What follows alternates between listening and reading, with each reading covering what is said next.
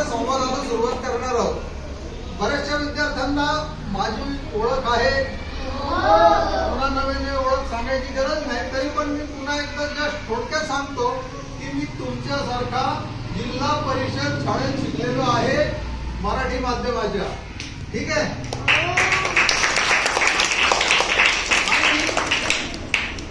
मराठी माध्यमाच्या जिल्हा परिषद शाळेत शिकून सुद्धा पुढे पुढे मी अधिकाधिक शिक्षण घेतलं आणि मला जशी नोकरी लागली त्याप्रमाणे नोकरी केली. 40 वर्ष खाजगी सेवा केली मी आणि 2016 साली मी रिटायर झालो. आणि आता त्याच्या आधीपासूनच गेले साधारण 10 वर्ष मी जवळपास 1000च्या वर शाळा कॉलेज भारतभरात फिरलेलो आहे.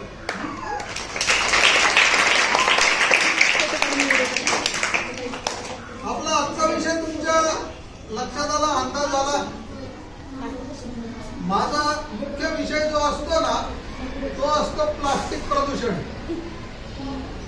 प्लास्टिक प्रदूषण म्हणजे काय? प्लास्टिक प्रदूषण हा बोल. बर बर इकडे तिकडे प्लास्टिक पडतं त्याला प्लास्टिक प्रदूषण म्हणतात. अजून धूर होतो त्याच्यामुळे पर्यावरणाला नुकसान होतं. बरं प्लास्टिक पोटात जर गेलं तर जनावरं मरतात. अजून नदी नाले प्लास्टिक कचऱ्यामुळे भरून जातात. अजून प्लास्टिक पडल्यावर त्याचा वास येतो. अजून तुम्हाला माहित आहे गेल्या काही वर्षांमध्ये कचऱ्यात वाढ झालेली आहे खूप. रस्त्याने आपण चालतो तर पूर्वी आहे ना खूप दूरवर कचरा दिसायचा. आता ठिकठिकाणी 2 मिनिटं चाललं की कचरा दिसतो, 2 मिनिटं चाललं की कचरा दिसतो. म्हणजे कचऱ्याचं प्रमाण पूर्वीपेक्षा वाढलेलं आहे. आणि या कचऱ्यामध्ये जास्त काय दिसतं तुम्हाला? जास्तीत जास्त प्लास्टिक दिसतं. आता मी तुम्हाला प्लास्टिक कोणकोणत्या प्रकारचं आहे ते सांगणार आहे. मग तुम्ही मला सांगा की कचऱ्यामध्ये कोणतं प्लास्टिक जास्त दिसतं? सगळ्यात जास्त दिसतंय. अजून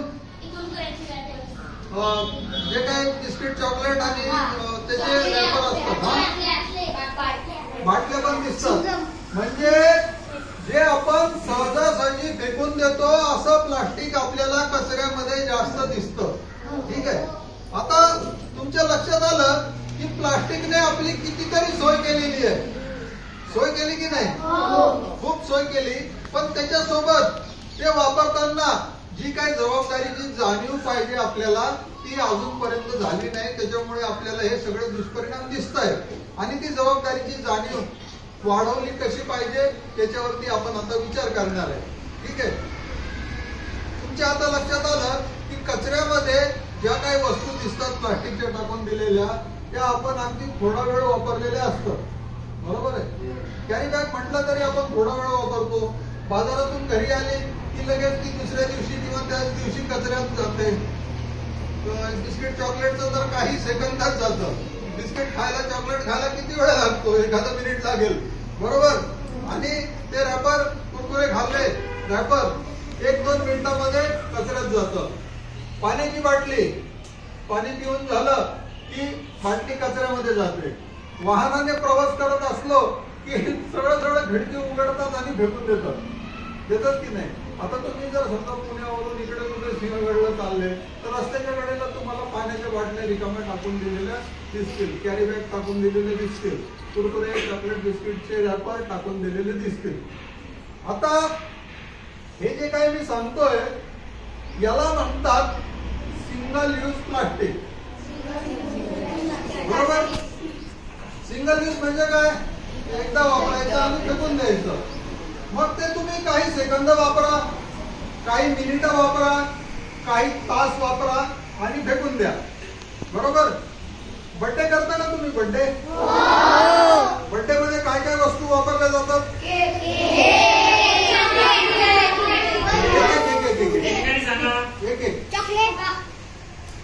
हा केक तर सगळ्यात महत्वाची गोष्ट आहे. केक शिवाय होणार नाही. फुगा असतो.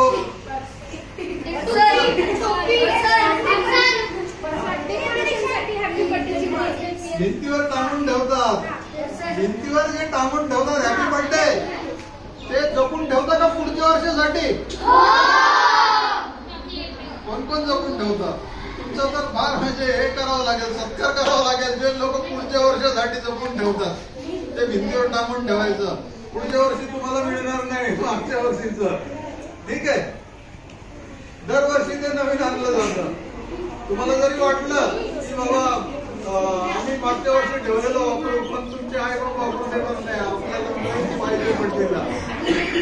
बरं, फुगे वापरले, फुगे कचऱ्यामध्ये जाणार. जे काही गिफ्ट देतं ना ते गिफ्ट गुंडाळून देतात चमकीच्या कागदामध्ये, चमकी चमकदार कागदामध्ये. आणि मग ती गिफ्ट काढली की ते वरचं जे रॅपर असतं वेस्टर्न कव्हर ते फेकून दिलं जातं. तुम्ही ते टोपे काही वापरता? मास्क कसा ते कुठे जातं?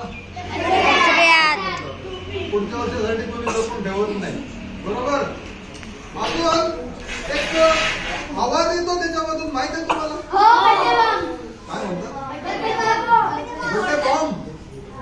बरं, तो आवाज आल्याच्या नंतर त्याच्यातून काही बाहेर येतं का? चुरमुरे, चमकीचे कागद असतात ते, चमकी. आणि ते तुकडे कशाचे असतात? ते प्लास्टिकचे तुकडे असतात. आता काहीतरी फोम सारखं काही येतं, ते असं फिरवलं की त्याच्यामधून आहे ना असं स्प्रे सारखं काही येतं फोम, बरोबर? तर आता तुम्ही मला सांगा की केक जर सोडला तर बाकीच्या सगळ्या ज्या वस्तू आहेत, केक पोटात जातो निदान तरी, पण बाकीच्या वस्तू त्या सगळ्या कचऱ्याच्या डब्यात जातात 5 मिनिटांनी, 10 मिनिटांनी किंवा दुसऱ्या दिवशी. म्हणजे एक बर्थडे साजरा केला तर त्याच्यामधून किती प्रचंड असा कचरा तयार होतो, बरोबर आहे? आजारी पडल्यावर काय करता तुम्ही? डॉक्टरकडे जाता. डॉक्टर काय करतो? दवा, गोळी, इंजेक्शन, सलाईन, गरज असेल त्याप्रमाणे. जास्त गरज असेल तर अजूनही काही काही वस्तू वापरल्या जातात. बरं, तुम्ही दवा, गोळी, इंजेक्शन, सलाईन याच्यामध्ये किती प्लास्टिकचा कचरा तयार होतो तुम्हाला समजला, अंदाज आला? प्रचंड कचरा होतो. कारण या सगळ्या गोष्टी आहेत ना डिस्पोजेबल असतात, सिंगल यूज असतात, बरोबर आहे? औषध घ्या, तुम्ही संध्याकाळी किंवा दुसऱ्या दिवशी धुवूनच टाकणार आहे, बरोबर आहे? आणि धुतल्याच्या नंतर हे जे प्लास्टिकचे बारीक बारीक कण आहे हे सांडपाण्या वाटे वाहत शेवटी कुठे जातात? समुद्रामध्ये जातात.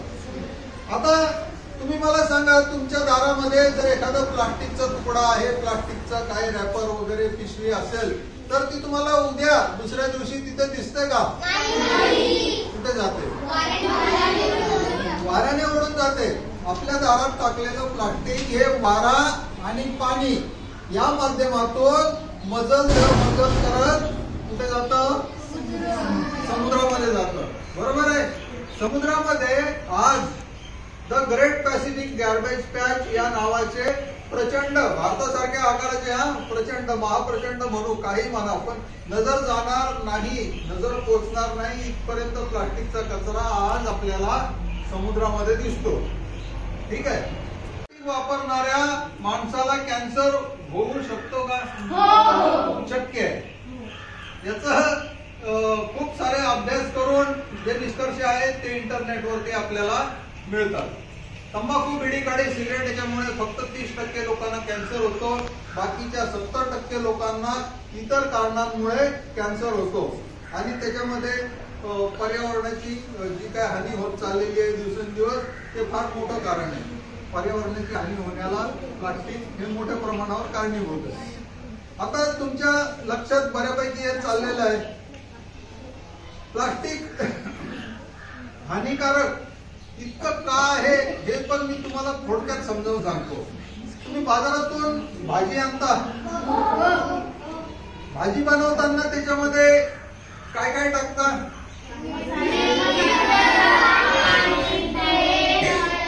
तेल, मीठ, मिरची, मसाला टाकता. कशासाठी टाकता? चव येण्यासाठी टाकता.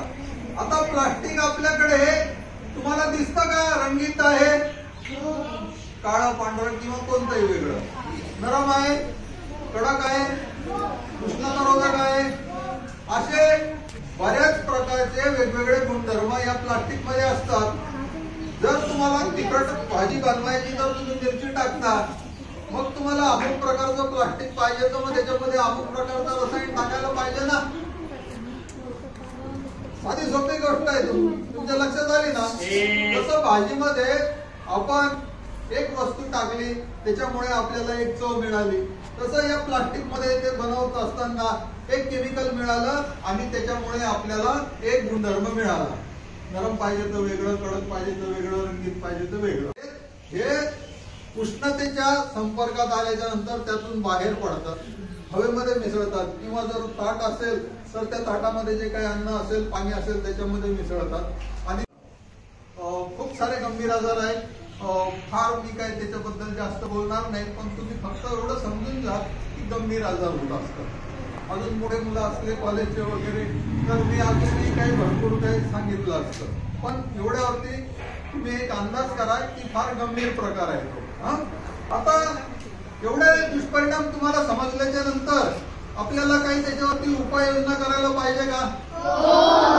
उपाययोजना करायची तर सगळ्यात पहिला उपाय करणार आहे आपण रिफ्यूज. रिफ्यूज म्हणजे काय?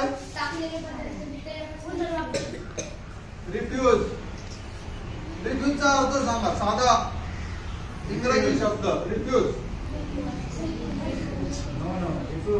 रिफ्यूज म्हणजे नकार देणे. रिफ्यूज म्हणजे नकार देणे. नकार आपण कशाला देणार? सिंगल यूज प्लास्टिकला आपण नकार देणार.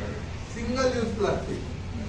आपण ब्रश वापरतो, किती महिने वापरतो? 2 महिने 4 महिने वापरतो. बकेट असते आंघोळीची, किती दिवस वापरतो? वर्ष 2 वर्ष वापरतो. ठीक आहे, मी येतो त्याच्याकडे पण आता. पण पहिला उपाय तुमच्या लक्षात आला की refuse, single use, disposable. Disposable म्हणजे जे आपण ताबडतोब वापरतो आणि ताबडतोब फेकून देतो, बरोबर, त्याला म्हणतात डिस्पोजेबल. आणि या डिस्पोजेबल वस्तू किंवा सिंगल यूज वस्तू या जर आपण रिफ्यूज केल्या तर आपल्याला जो काही कचरा आहे त्याच्यामध्ये या प्लास्टिकचं प्रमाण कमी झालेलं नक्कीच दिसेल. आता दुसरा उपाय बघूया. पहिला उपाय समजला तुम्हाला? पहिला उपाय आहे रिफ्यूज, डिस्पोजेबल. ठीक आहे, हे सगळे आर आहेत ना, RAT, आर फॉर रॅट जो आहे ना, आर. पहिला रिफ्यूज आहे, refuse disposable, refuse single use plastic. त्याच्यानंतर पुढचा उपाय जो आहे तो आहे रिड्यूस. रिड्यूस म्हणजे काय? रिड्यूस म्हणजे काय? वापर कमी करणे. वापर कमी केल्यामुळे काय होतं? वापर कमी केल्यामुळे त्याचा कचरा कमी होतो आणि साहजिकच त्याचे दुष्परिणाम सुद्धा कमी होतात. बरोबर आहे. दुसरा मुद्दा तुमच्या लक्षात आला, रिड्यूस प्लास्टिक यूज. प्लास्टिकचा वापर कमी करा, त्याचे दुष्परिणाम कमी होतील. ठीक आहे, उपाय बघूया. तिसरा उपाय आहे रियूज. री म्हणजे काय? परत. आणि यूज म्हणजे वापर. रियूज म्हणजे पुन्हा वापर करणे. ठीक आहे. आता माझ्याकडे एक वस्तू आहे. आता मगाशी मी सांगितलं टूथब्रश आहे किंवा आंघोळीची बकेट आहे. तर ही वस्तू मी पुन्हा पुन्हा वापरणार आहे, बरोबर आहे. रियूज, पुन्हा पुन्हा वापरणार आहे. कुठपर्यंत वापरणार आहे? खराब होईपर्यंत. एकदम परफेक्ट आहे. 1 महिना 2 महिने असं त्याच्यामध्ये काही गणित नसतं. 1 वर्ष पण चालू शकेल, 2 वर्ष पण चालू शकेल. माझ्याकडे असलेली प्लास्टिकची वस्तू खराब होईपर्यंत मी वापरणार आहे, बरोबर आहे. त्याला म्हणणार आपण रियूज, पुन्हा पुन्हा वापर करणे. आता वस्तूला काय करावं लागेल? मग आपल्याला चौथा उपाय करावा लागेल. चौथा उपाय रिसायकल. रिसायकल. रिसायकल म्हणजे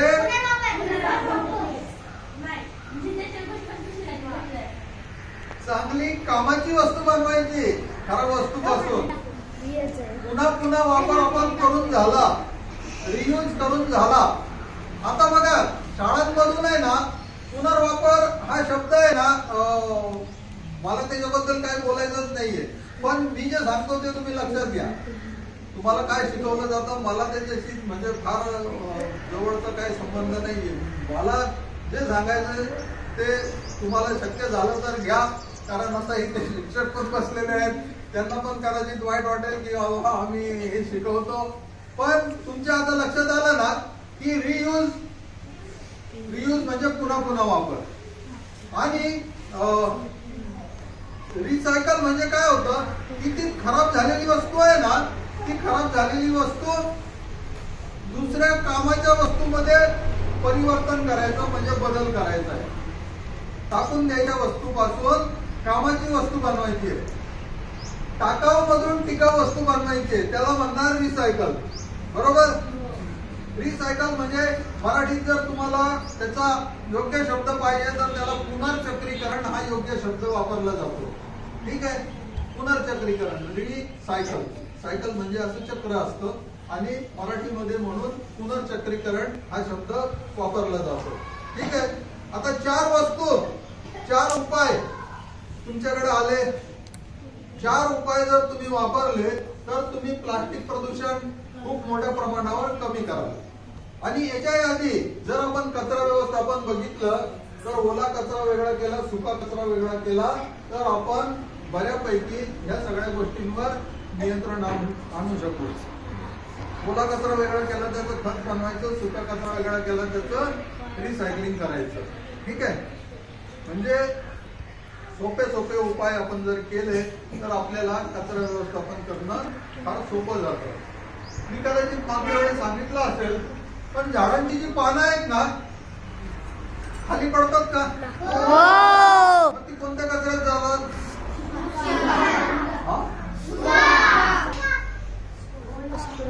कोणत्या कचऱ्यात? सुका कचरा. अजून कोणाला काय म्हणायचं आहे? ओला कचऱ्यात जातात. म्हणजे झाडाची पानं ही ओल्या कचऱ्यात जातात असं काहींचं म्हणणं आहे आणि काहींचं म्हणणं आहे की सुक्या कचऱ्यात जातात. बरोबर. आता तुम्ही मला सांगा की ओला कचरा म्हणजे काय, म्हणजे तुमची संकल्पना स्पष्ट होईल. बोल, ओला कचरा म्हणजे काय?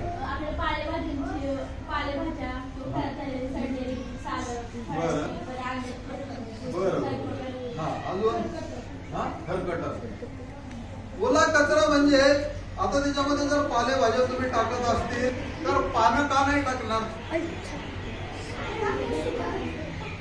मग आता सुका कचरा कोणाला वाटलं होतं? बरं, मी आता पुन्हा तुम्हाला अजून जास्त समजावून सांगतो.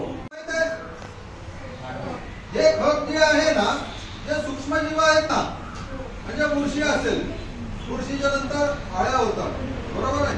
आणि त्याच्यानंतर पुढे इतर प्राणी. तर सुरुवात जर बुरशीपासून झाली म्हणजे कोणता तरी जीव आहे ना ते वस्तू खातो आणि त्याचं पचन होतं आणि मग ते जे काय उत्सर्जन करतात ते हे खत असतं. आता गांडूळ खत जे तुमच्याकडे आहे तो गांडूळ काय करतो? ते गांडूळ खातो आणि तो जे उत्सर्जन करतो ते हे खत आहे. बरोबर आहे. लक्षात येतं तुमच्या? आता मी तुम्हाला थोडक्यात सांगतो.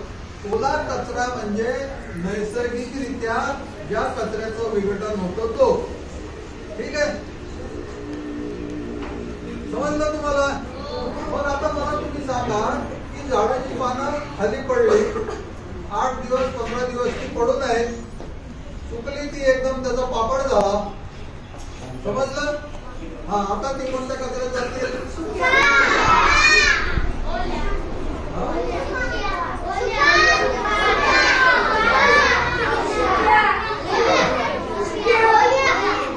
मी तुम्हाला 2 मिनिटापूर्वी काय सांगितलं? ज्या कचऱ्याचं नैसर्गिकरित्या विघटन होतं तो कचरा ओला कचरा आहे. बरोबर. जर 15 दिवसाने तो जे झाडाचे पान सुकले मग त्याचं विघटन नैसर्गिकरित्याच होणार आहे. आणि सुकणं, झाडाची पानं खाली पडल्याच्या नंतर ही एक विघटनाची प्रक्रिया आहे. बरोबर. आणि त्या विघटनाच्या प्रक्रियेनंतर मग त्याचा चुरा होईल, मग त्याला बुरशी लागेल आणि मग त्याच्यात गांडूळ असेल तर गांडूळ खाणार किंवा इतर जीव असतील तर शेतकरी जीवनात. तर ओला कचरा तुमच्या लक्षात आला? या कचऱ्याचं नैसर्गिकरित्या विघटन होतं त्याला म्हणतात ओला कचरा. जो सुका कचरा आहे तो रिसायकलेबल कचरा आहे. त्याच्यामध्ये प्लास्टिक आहे, कागद आहे, काच आहे, धातू आहे, इतर गोष्टी आहेत त्याच्यामध्ये. तो आपण वेगवेगळा करायचा आणि रिसायकल करायचा. आता आपण आहे ना एक हे बघणार आहे, काय प्रात्यक्षिक बघणार आहे. तुम्ही बिस्किट चॉकलेट काहीतरी खाता, कुरकुरे वगैरे, आणि ते जे प्लास्टिक आहे ते टाकून देतात. ठीक आहे. आपल्याला त्याच्यासाठी सारख्या आकाराच्या 5 बाटल्या घ्यायच्या आहेत. तुमच्याकडे आहे, तयार आहे, बनवलेलं पण आहे तुम्ही बनवलं, तरी पण हरकत नाही. पुन्हा बनवायला काही हरकत नाहीये. बनवायचं. 3 मुलं आणि 4 मुली.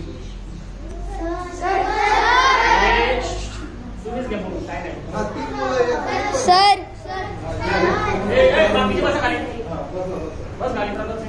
तीन मुलं आले, 4 मुली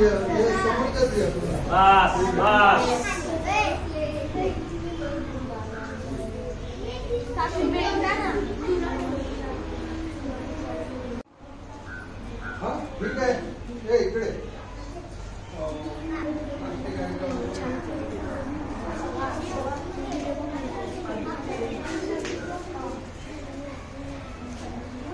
प्लास्टिक कोणी असं जपून ठेवलेलं आहे का?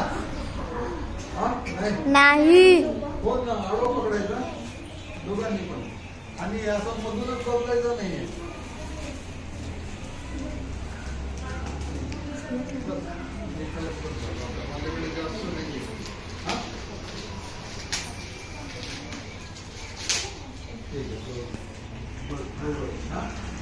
टाका त्याच्यामध्ये.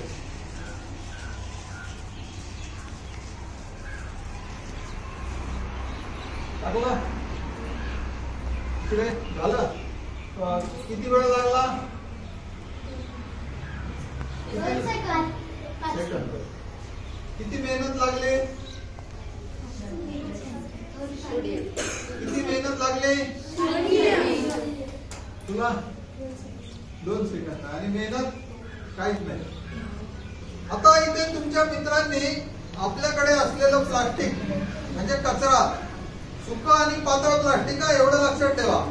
या बाटल्यांमध्ये दाबून दाबून भरलेलं आहे. त्यांना वेळ कमीत कमी लागला आणि मेहनत सुद्धा कमीत कमी लागलेली आहे. आता त्यांनी आपला सुका पातळ प्लास्टिकचा कचरा या बाटल्यांमध्ये दाबून दाबून भरलेला आहे. ठीक आहे. आता काय करायचं? झाकण लावायचं. या इकडे. ठीक आहे, ठीक आहे.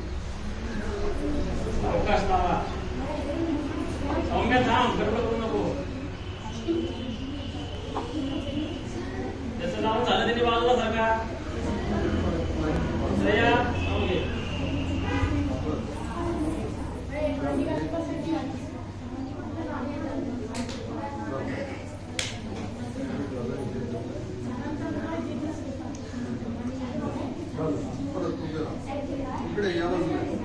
थोड्या वेळापूर्वी आपल्याकडे प्लास्टिकचा कचरा होता आणि रिकाम्या प्लास्टिकच्या बाटल्या होत्या, आणि आपण कमीत कमी वेळेत आणि कमीत कमी श्रमामध्ये टाकाऊ मधून टिकाऊ वस्तू बनवलेली आहे. कचऱ्यामधून कामाची वस्तू आपण बनवलेली आहे.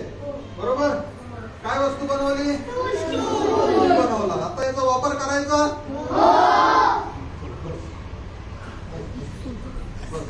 काढा पटापट फोटो काढा. उभं राहून काढा. हा बसून घे.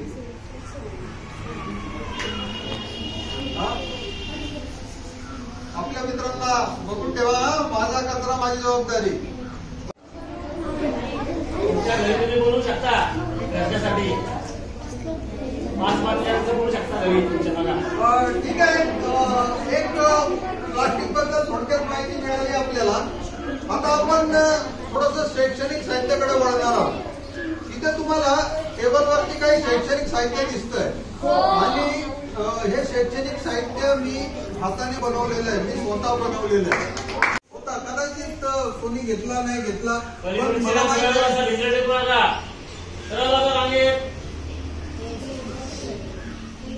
आपण सुरुवात करूया. हे काय हे लिहिण्याचा सराव करण्यासाठी गिरवण्याचं साहित्य आहे. याला खाचे पाडलेले आहेत आणि याच्यामध्ये पेन्सिल किंवा पेनाचं टोक ठेवायचं आणि फिरवायचं. लिहिण्याचा सराव करता येतो. हे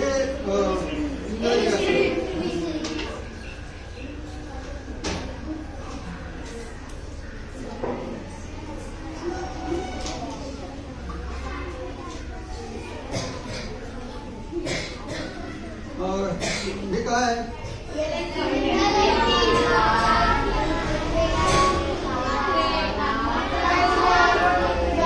पहिलीच्या मुलं नाही येत. नाही, नो प्रॉब्लेम. ठीक आहे ठीक आहे. फक्त आता समजा पहिल्या घरात हे ब अक्षर ठेवलं, दुसऱ्या घरात ठेवलं तर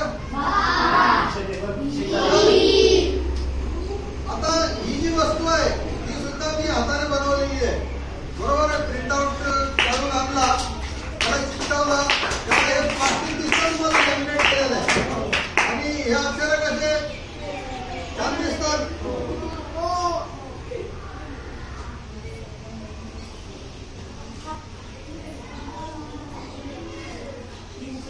घड्याळ घड्याळ येतं सगळ्यांना. तिसरी घड्याळ येतं. तुला येतं. तुला पण येतं घड्याळ. नाही तुला येतं घड्याळ.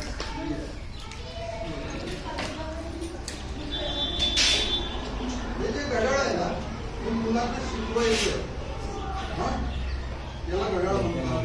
त्याच्यामध्ये 1 ते 12 आकडे असतात. त्याच्यामध्ये छोटा काटा असतो त्याला तास काटा म्हणतात. त्याच्यात एक मोठा काटा असतो त्याला मिनिट काटा म्हणतात. आणि मग वेळ अमुक काटा इथे अमुक काटा इथे नृत्य वाजते शिकवायचं. सुरुवात तू आधी तुझं नाव सांग. हळू माझ्या सरांचं नाव आहे सर. आम्हाला नेहमी शिकवलेलं आहे. मिनिट काढताय, तास काढताय. त्याच्या बाजूचे 2 वाजून 10 वाजून 10 मिनिटं झाल्यात आणि या काट्यामध्ये 1 ते 12 अंक असतात. या काट्यामध्ये या घड्याळामध्ये इथं 1 ते 2 पाशी 5 अंक असतात. आपण 5 पासून लागतो 50 आणि इथपर्यंत झाल्याबद्दल ते 7 पण 8% व काटे इथं आल्यावरती हे 2 काटे इथं आल्यावरती 12 वाजून 60 मिनिट झाले असतात.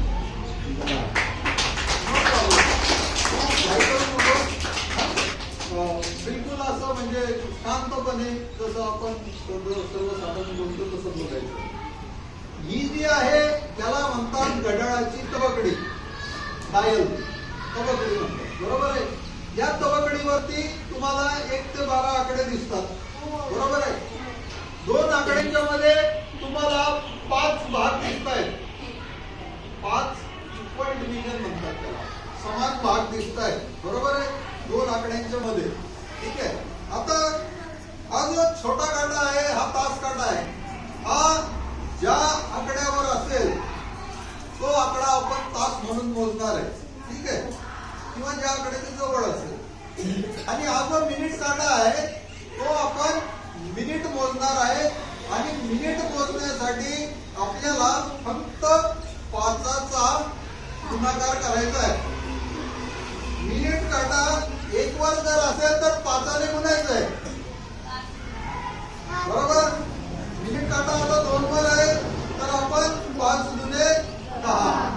मिनिट काटा 3 वर गेला 5 × 15. मिनिट काटा 6 वर गेला 5 × बरोबर. आता झाले 10 वाजून 30 मिनिटं. आता तुम्हाला इथे दिसेल की तास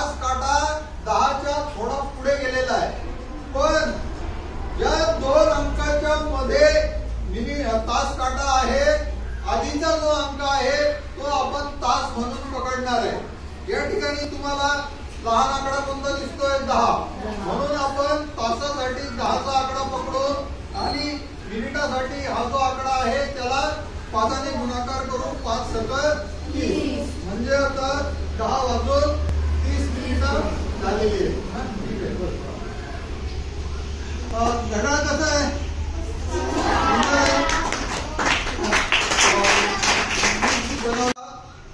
तुम्ही एक समीकरण सोडवून दाखवायचं आहे, कोण येतं सोडवायला?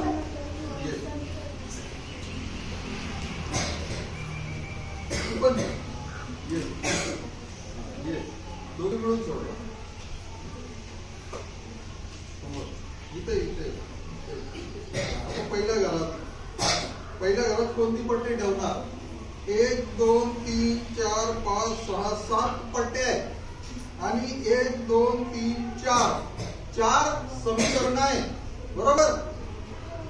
तुम्ही एक समीकरण सोडवलं की तुमचे 4ही समीकरण सुटणार आहेत सगळे। बेरीज वजाबाकी गुणाकार भागाकार आहे, सोपं आहे, करा सोडवा।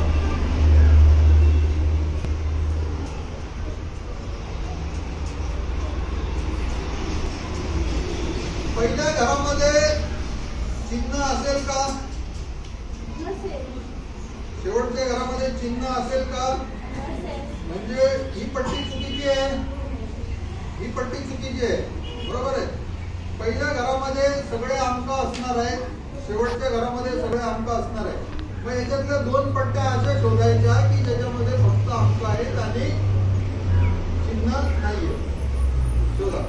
नाही तुम्ही आता बघा,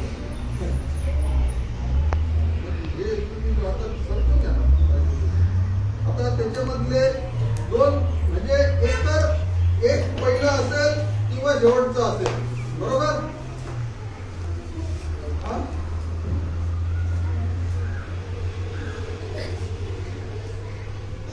बरोबर, तुमच्या आता 2 पट्ट्या फिक्स झाल्या, ठीक आहे? आता या ज्या मधल्या पट्ट्या आहेत ना, या तुम्हाला विचार करून फिक्स करायचे आहे, सोडवायचं आहे, गणित सोडवायचं आहे, ठीक आहे? आपण आहे ना, सर मी तुम्हाला देऊन जातो, तुम्ही आरामशीर सोडवा, ठीक आहे? तुम्हाला अंदाज आला?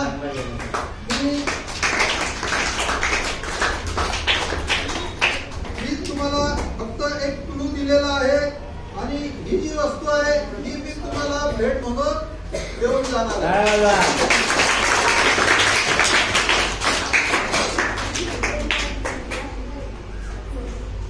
या ठिकाणी तुम्हाला काही गोल दिसतात का? गोल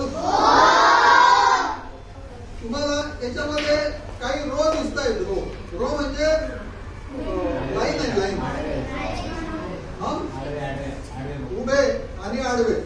तर या आडव्या लाईन मध्ये 3 गोल आले पाहिजे, ठीक आहे? उभ्या लाईन मध्ये 3 गोल आले पाहिजे, ठीक आहे? आता थोडेसे मागे पुढे, म्हणजे हे सोडवायचं आहे। कोण येतं सोडवायला?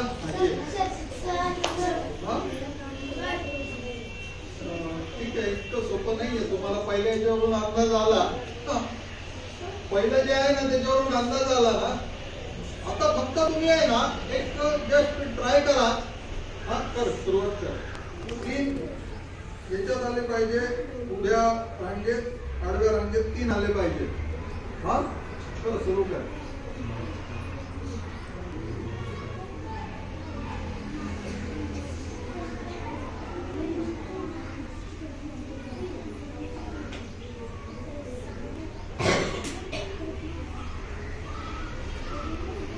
ही सुद्धा वस्तू मी तुम्हाला देऊन जाणार आहे,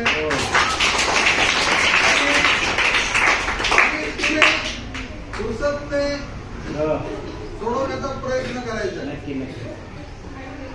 आता या ठिकाणी फार वेळ इथे देता येईल असं मला वाटत नाही, पण तुमच्या लक्षात आलं खूप सारे लोक खूप उत्सुक होते की मी सोडवतो, पण आता तुम्हाला जाणवत आहे सोपं आहे का? सोपं आहे का?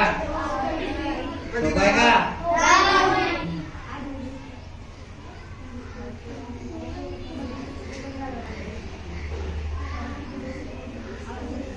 असं एक काम करूया, उद्या देऊया.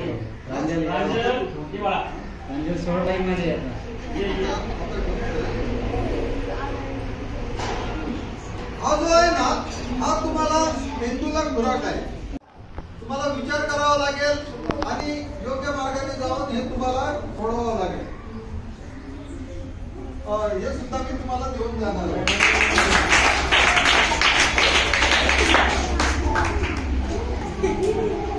बोलू नका. हे सुद्धा एक कोडा आहे.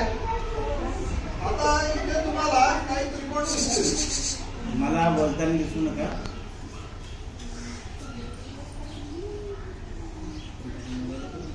दिसतात का?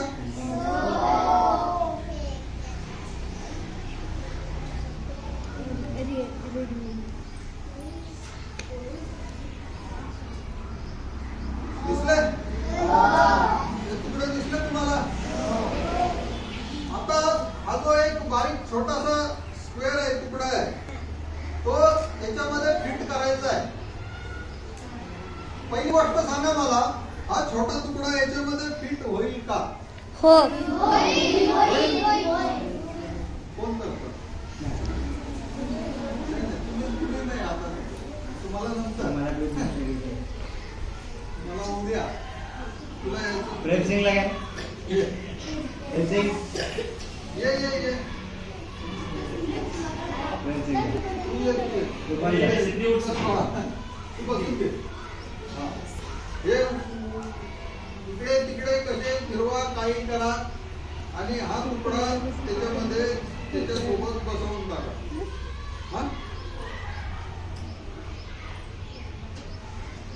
वा, काय वाजता बसवलं तुम्ही?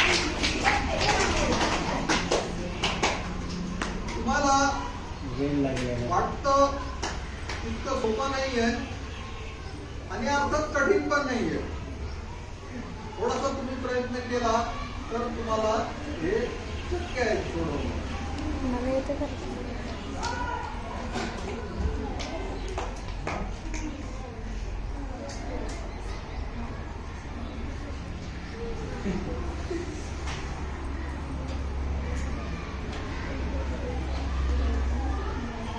उलटे सुलटे हे जे तुकडे आहेत ते तुम्हाला फिरवायचं स्वातंत्र्य आहे. फक्त त्या चौकटीमध्ये बसलं पाहिजे आणि हा जो छोटासा तुकडा आहे चौरस, हा सुद्धा त्याच्यामध्ये बसवायचा आहे.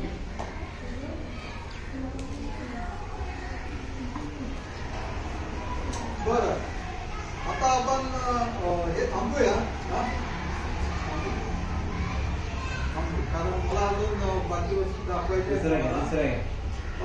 ही वस्तू सुद्धा मी तुम्हाला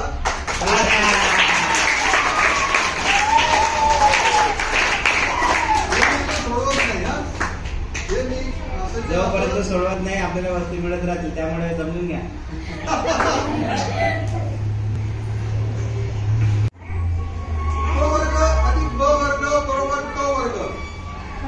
माहित आहे? ए व- A square plus B square is equal to C square. कोणाचा नियम आहे तो?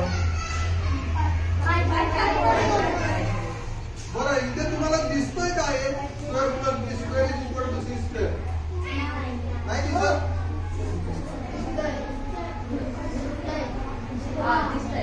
हा सी स्क्वेअर आहे. पण याचा आणि याचा काही संबंध आहे का? आहे का? याच्यामध्ये जो अ वर्ग आणि ब वर्ग आहे तो जर आपण बाहेर काढला तर त्या जागी आपण हा क वर्ग ठेवू शकतो का? आपल्याला सिद्ध करायचं आहे अ वर्ग अधिक ब वर्ग बरोबर क वर्ग. हा? कोण करतं? क वर्ग बाहेर काढायचा, ब वर्ग बाहेर काढायचा आणि त्या दोन तुकड्यांच्या जागी क वर्ग या फ्रेम मध्ये फिट करायचा. आरती काय माहिती? कोण करतं? करता. करा प्रयत्न करा. कोण आहे तिकडे हात वर आहे? तू ये ये ये ये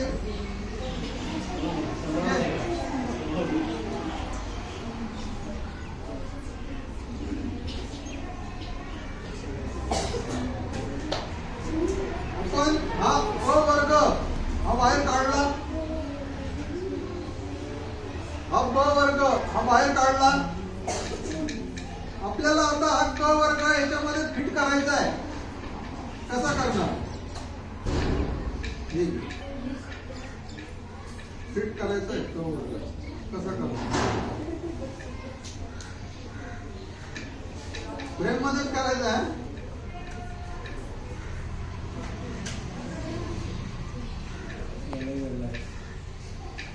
हे जे साधन आहे याच्यामधून आपल्याला अ अधिक ब कंसाचा वर्ग, अ वजा ब कंसाचा वर्ग आणि अ वर्ग अधिक ब वर्ग बरोबर क वर्ग असे 3 घटक याच्यामधून आपल्याला शिकता येतात.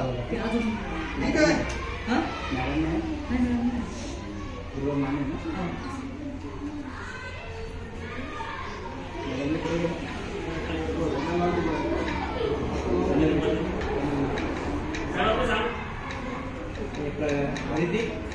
तिथे दादांना बोला.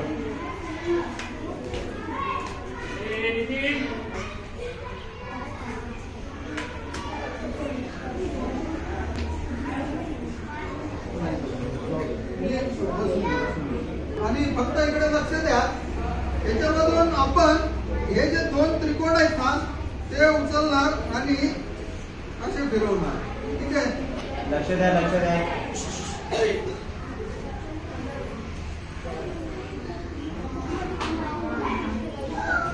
झाली का जागा? झाली का जागा? झाली का? किती वेळ लागला?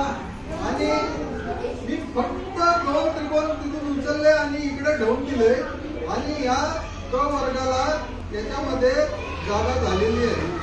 झाली जागा बरोबर? 2ab + b². ही जी बाजू आहे या बाजूचं माप किती आहे? a + b. ही बाजू आहे या बाजूचं माप किती आहे? a + b. बरोबर आहे. म्हणजे हा जो स्क्वेअर आहे हा कशाचा स्क्वेअर आहे? a + b चा स्क्वेअर आहे. बरोबर. ज्यांना समजत नाही त्यांनी पण फक्त निदान लक्ष द्या. लक्ष द्या. फक्त लक्ष द्या. नाही समजलं तर सोडून द्या. पण जर तुम्ही लक्ष दिलं नाही तर काही अर्थ नाही. आता तुमच्या लक्षात येत आहे का? ही बाजू अ अधिक ब, ही बाजू अ अधिक ब. म्हणजेच हा जो स्क्वेअर आहे हा a + b स्क्वेअर आहे. आणि a + b स्क्वेअर ज्यावेळी आपण एक्सपांड करतो, विस्तार करतो त्यावेळी काय उत्तर येतं आपल्याकडे? a² + 2ab + b². बरोबर आहे. आता या ठिकाणी तुम्हाला a² + 2ab + b² असं काही दिसतं का?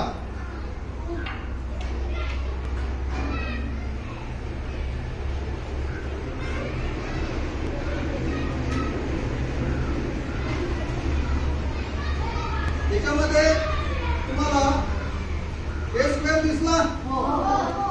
b² दिसला? ab दिसतोय का? a × b. हा जो त्रिकोण आहे ना त्रिकोण, त्रिकोणाचं क्षेत्रफळ किती असतं? त्रिकोणाचं क्षेत्रफळ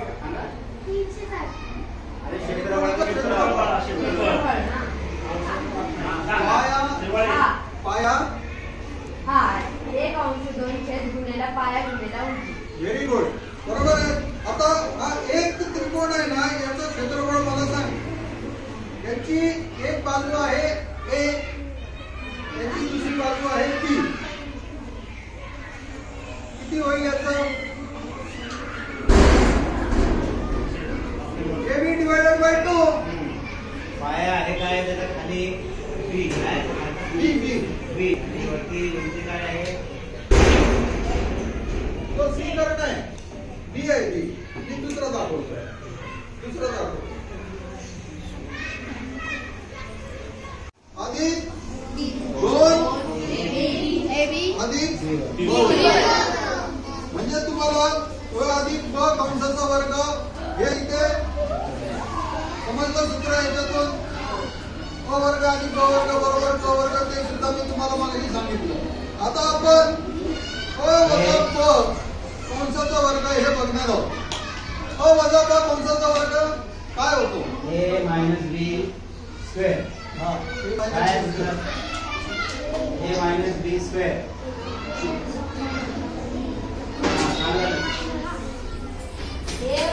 ए चा वर्ग वजा 2ab अधिक b चा वर्ग.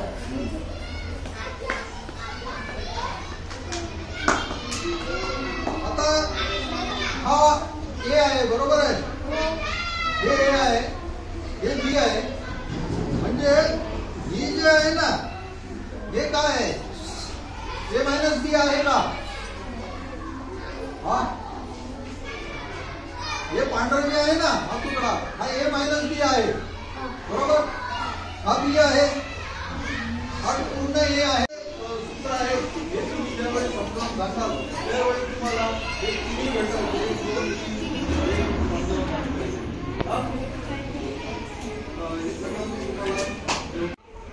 2 अब, हा एक अब, हा दुसरा अब. आता तुम्हाला ते त्रिकोण लक्षात आले का? यामधले त्रिकोण लक्षात आले? हेच आहे, दोन भाग केलेले आहेत. इथून मधून तिरकी लाईन मारली ना, याच्यात पण मधून अशी तिरकी लाईन मारलेली. हे 2 त्रिकोण आहेत, हे 2 त्रिकोण आहेत त्याच्यामध्ये. आता हे समजलं तुम्हाला सगळ्याला काही अडचण येणार नाही. ठीक आहे.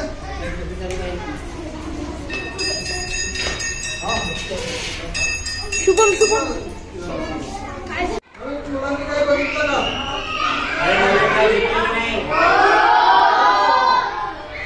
काय नवीन टेबल म्हणून होता.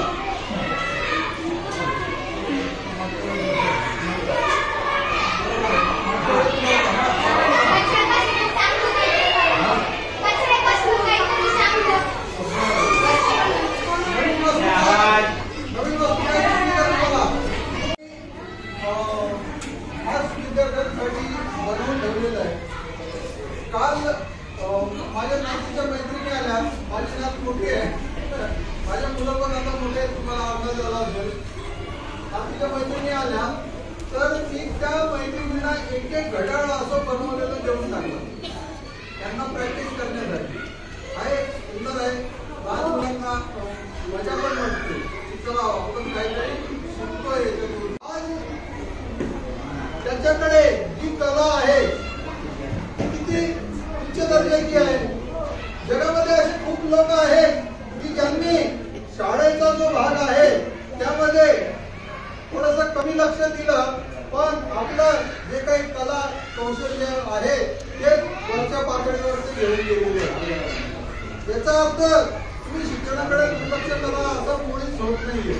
या दोन्ही गोष्टी आहे ना, या समांतर चालतात, सोबत चालतात, एकसाथ चालणार आहेत. म्हणजे तुम्हाला शिकायलाही पाहिजे, तुम्हाला कलेकडे लक्षही द्यायला पाहिजे.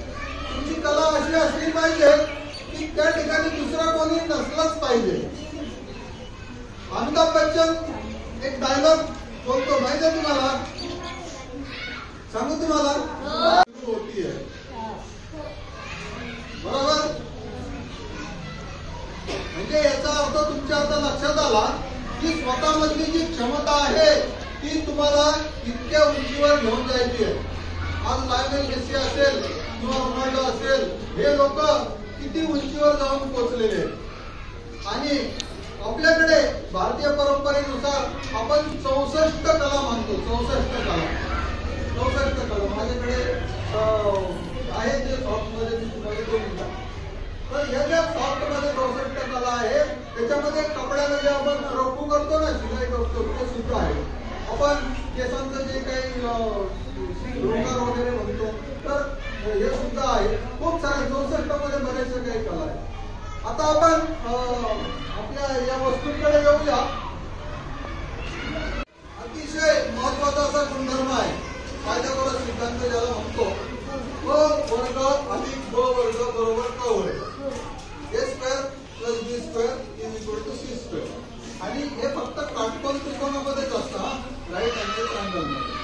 आता या ठिकाणी तुम्हाला राईट अँगल ट्रायंगल दिसतो का? कोणता राईट अँगल ट्रायंगल कोणता आहे?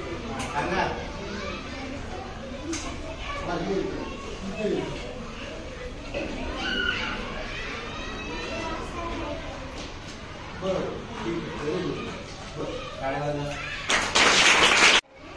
Yes, very good. हा राईट अँगल ट्रायंगल आणि हा राईट अँगल. ठीक आहे. आता या आपल्या मैत्रिणीने आपल्याला राईट अँगल ट्रायंगल कोणता आहे बरोबर दाखवलं. त्याच्यामध्ये हा राईट अँगल आहे, बरोबर आहे. बी आहे ती एक बाजू आहे, तिथे आपण हाईट म्हणूया. ए आहे ती एक बाजू आहे, त्याला आपण बेस म्हणूया. ठीक आहे. आणि हा काय आहे? सी. हा सी काय आहे? हायपोटेन्यूज. ठीक आहे, बरोबर.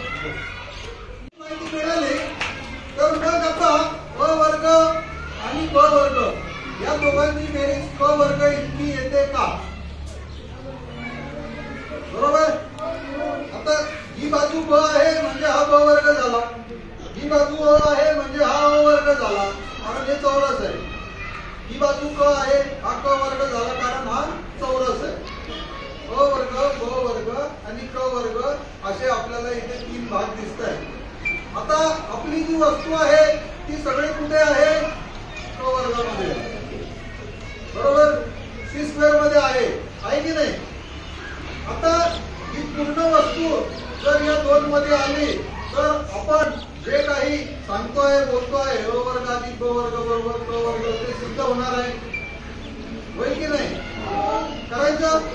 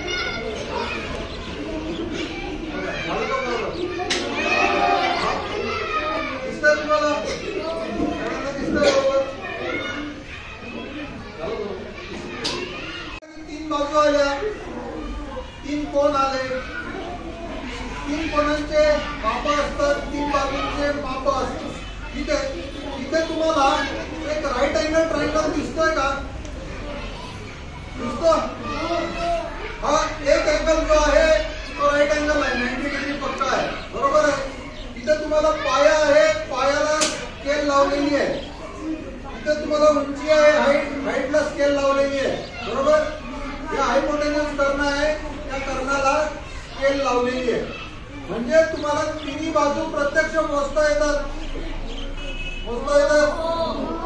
हा 90 अंश आहे आणि हा जो कोन आहे ना हा तुम्हाला खाली प्रोट्रॅक्टर लावल्यामुळे, कोन मापक लावल्यामुळे हा कोन सुद्धा तुम्हाला मोजता येतो की नाही? मग आता हा जो कोन आहे उरलेला हा तुम्हाला माहित पडेल का?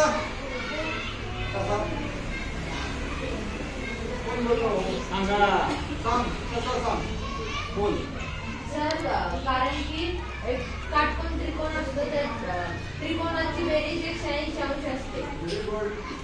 म्हणजे एक तुम्हाला 90 माहित आहे, हा एक तुम्हाला इथे कोन मापक मध्ये दिसतोय.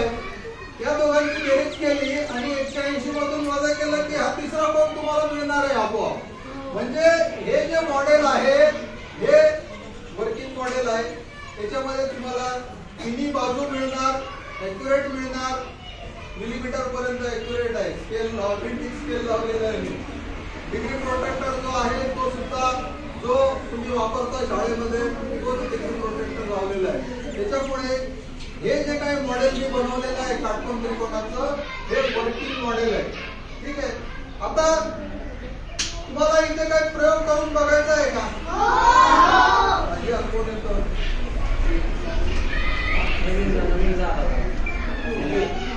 कोणाला येऊ दे ना त्याला. इथे 30 डिग्री आहे. 30 डिग्री आहे का? आता बेस किती आहे त्याचा?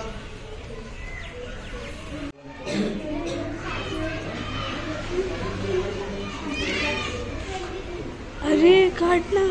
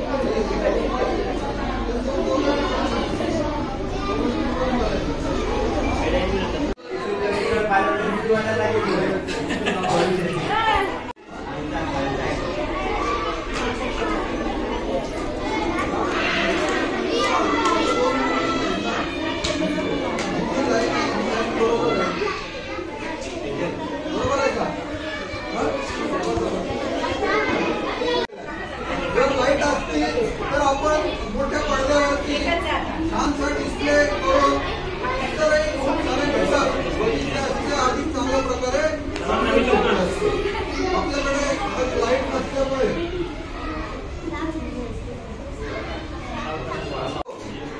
टीव्ही म्हणजे हा उपक्रम त्यांचा एक प्रकल्प असतो. आदिवासी आश्रमशाळा म्हणजे आदिवासी विभाग त्यांचा एक प्रकल्प असतो.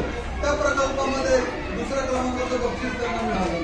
नंतर हा उपक्रम जे शिक्षक करतात त्यांना शरद पवार इन्स्पायर फेलोशिप 1 लाख रुपये मिळाली.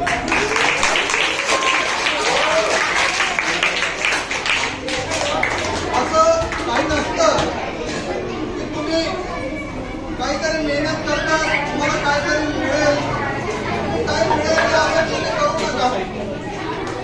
आणि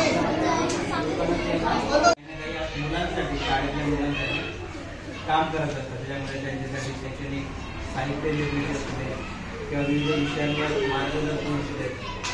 शाळांमध्ये जाऊन ते काहीही मोबाईल त्यांना घेता ते करतात. आता तुम्हाला असं वाटत असेल की त्यांना गरज असेल तर त्यांना कुठल्याही घर आहे, मुंबईला घर आहे, नाशिकला घर आहे, पुण्याला पण घर आहे, पण त्यांना काहीतरी समाजाला देणं या भावनेने ते काम करत असतात. ज्यावेळी ते पुण्यात येतात त्याच्यावेळी आमचा संपर्क होतो आणि मी त्यांना विनंती करतो की आलेच आहात तर एकदा शाळेत मुलांना मार्गदर्शन करा.